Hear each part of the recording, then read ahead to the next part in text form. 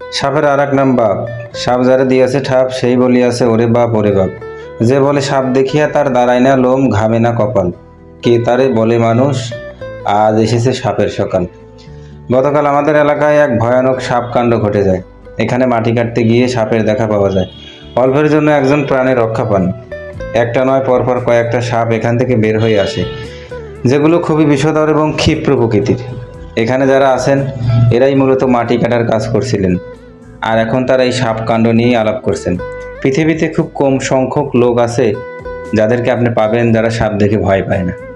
এই আমার কথাই বলি, আমার সামনে যদি বিষহীন মেঠো ধুরা বা সুতলুলি সাপ পড়ে, সাথে সাথে আমার কাপড় নষ্ট হয়ে যায়।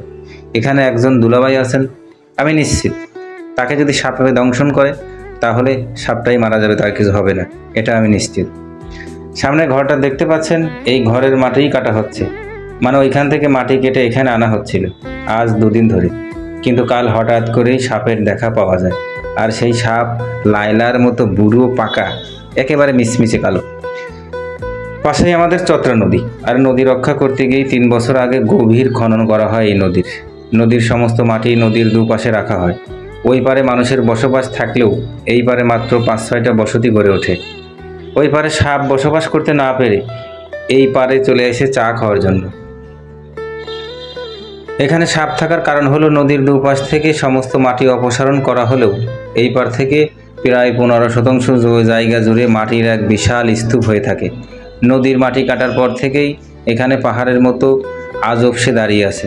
সাপ বিচ্ছু নিরাপদ জায়গা, নির্জন জায়গা পছন্দ করে, তাই তারা 14 গোষ্ঠী নিয়ে এখানে এসে বসতি স্থাপন করেছে এবং বংশ বিস্তার করে চলেছে। একটু দূর থেকে যদি লক্ষ্য করেন তবে দেখতে পাবেন একটা পাহাড় যেন সামনে দাঁড়িয়ে আছে। সবুজ মাঠের পাশে সবুজ পাহাড়, সুন্দর গায়ে সবুজ ব্লাউজ দেওয়ার মতো। নদীতে পানি, মাঠে পানি, কিন্তু এই জায়গায় কোনোদিন পানি ওঠার সম্ভাবনা নাই, তাই সাপের আড্ডাখানা হিসেবে জায়গাটা পরিচিতি লাভ করেছে।